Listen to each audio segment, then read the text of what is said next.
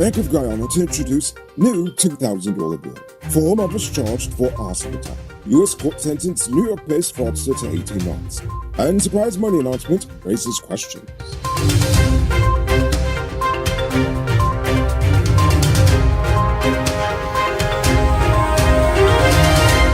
I am Enrico Bulford, and this is Uncut News. Do you see news happening? Send us a tip on WhatsApp at 592-659-6151. If someone hands you one of these next month, don't be alarmed. The Bank of Guyana is introducing a new $2,000 bill.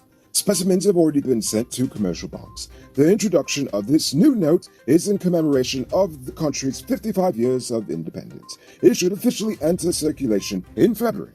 It will also be the first bill in circulation to be printed on a polymer substrate instead of the traditional cotton paper blend.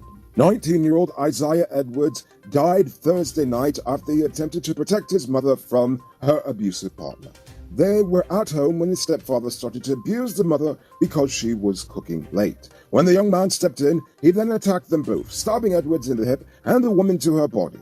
However, the family is blaming the hospital for Edwards' death. He was taken to the GPHC, but he tested positive, so they sent him to the COVID View Hotel, where he succumbed to his injuries Thursday night. His mother remains hospitalized at the GPHC, whilst the suspect was captured over the weekend wearing women's clothing. I just think it's hilarious that the coward who beats a woman gets caught wearing women's clothing trying to run away from the consequences of his actions. On Sunday morning, another fire broke out at the port of Georgetown.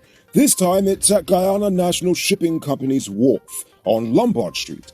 According to the firefighters, a fire erupted at a workshop, which was an aged, old wooden building referred to as the gear room, which was being used to store gears and parts for ships. According to Minister Ben, the building was being cleared out on Saturday. However, the fire was contained only to that building, so nothing of value to anyone outside of the company was damaged. On Friday, 4 mothers were remanded to prison for allegedly dousing another woman with acid. 28-year-old Jennifer Valadin, 28-year-old Alana Holder, 21-year-old Ghislaine Marks, and 26-year-old Latifah DaCosta were jointly charged with attempted murder in connection with last week's attack. They will be back in court February 25th.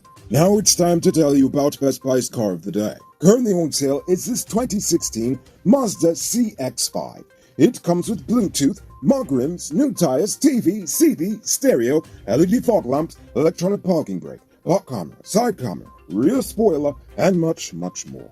Buy cash for $6.2 million, or pay down as low as $1,240,000 down, with around $120,000 monthly for 5 years, and it's yours. Call or WhatsApp 662-0844 for more info, or visit their showrooms at Lot 171 Bidero Street, Queenstown, or Lot 2 Lamar Street, and tell them Enrico sent you for this sweet deal. On Friday, 20-year-old University of Guyana student Shaquan Caesar was charged with possession of a forged driver's license and uttering a forged driver's license to a police officer on January 25th at Brickdam, Georgetown. According to the police, Caesar was caught driving a minibus on the wrong route when a cop pulled him over. And when he did get pulled over, he passed the officer a forged license, one which Caesar later admitted that he bought from a man at the GRA. Despite admitting that he bought the forged license from a man at the GRA, Caesar pleaded not guilty to the 2 charges and was released on a total of $200,000 bail. The matter was adjourned to March 4th, 2022. On Monday, one minibus passenger was busted at a police roadblock with 12 pounds of marijuana in his suitcase. The discovery was made during a roadblock along the Well-Dard public road. He is currently in police custody, awaiting official charges. A police officer died Thursday night in an accident at the Mucka Access Road on the East Bank, Demerara. The police force identified him as 27-year-old police constable Faustin Maglory. According to a report, he was speeding down the road when he accidentally struck the back of a truck, thus killing him on impact. Take a look at this beauty being constructed in a gated community called Richmondville in Guyana. It features 4 bedrooms, 1 pool, with 7,000 square feet of living space along with modern amenities. Contact Sheriff Construction on 592-618-5702. Over in the diaspora, 36-year-old New York-based Guyanese Christopher James Rajkaran has been sentenced to 18 months in prison for his role in an illegal pump-and-dump stock manipulation scheme.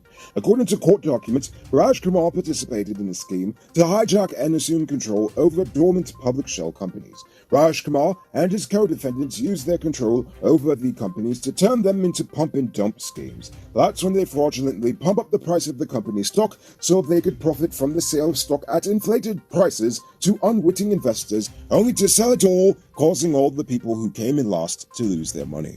It's now time for today's Rona Report.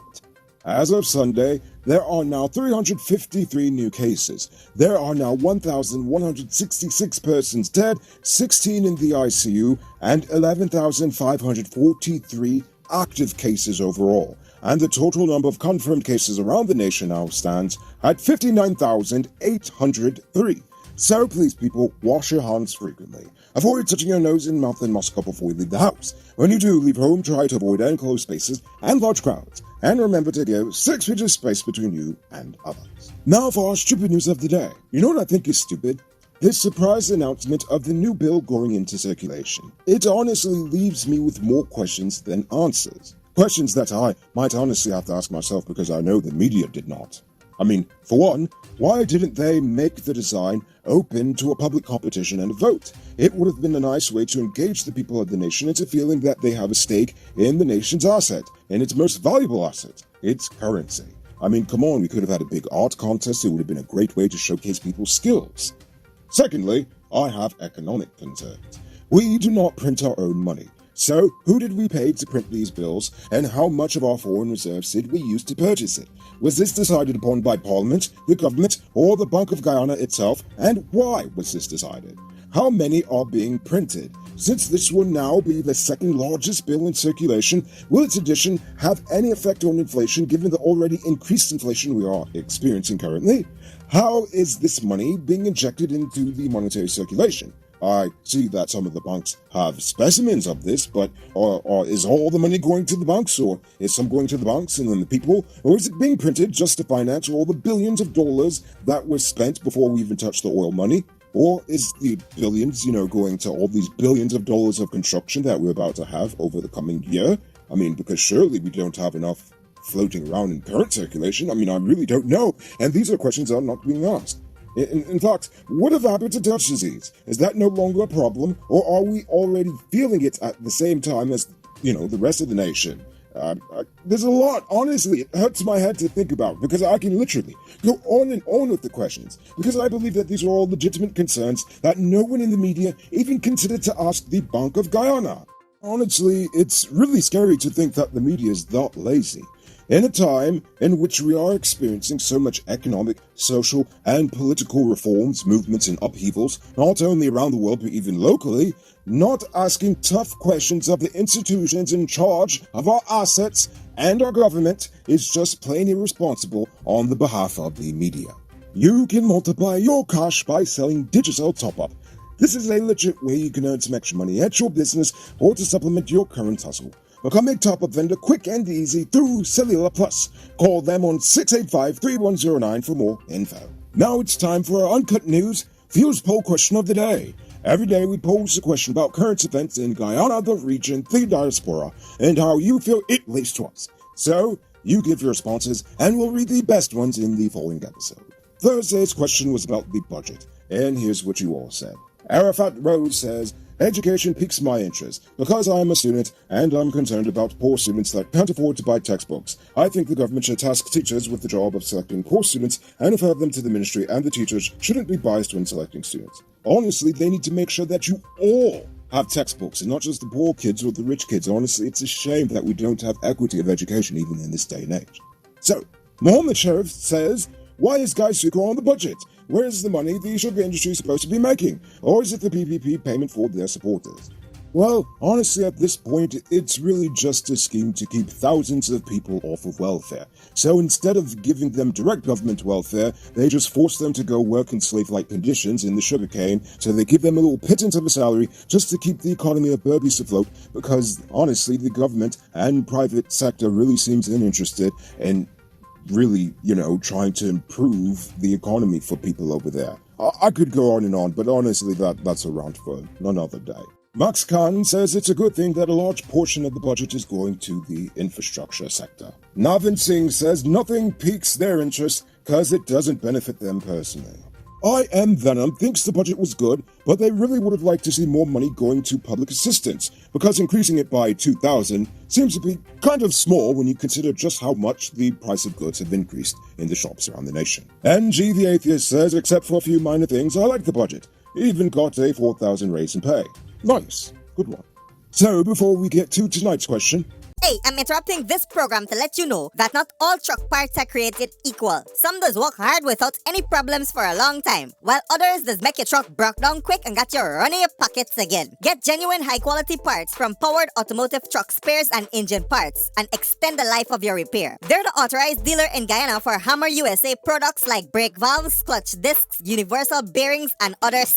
Visit them at 1161 EE Eccles or call them on 697-0171. Powered Automotive, the #1 truck and engine parts store in Guyana. If you didn't know, well, now you know. So for tonight's question, I want to know, how do you feel about the new $2,000 bill? I've let my thoughts be known, so I want to hear yours. Think about that question and tell us in the comments below. If your response is good enough, we just might feature it in our next episode. Anyway, that's all the time we have for tonight, and check us out on Monday for another. Until then, I'm Rico Bullford saying, have a great weekend, and as always, don't drink and drive, or you'll end up on Monday's episode the hard way, ha-ha! Good night, folks.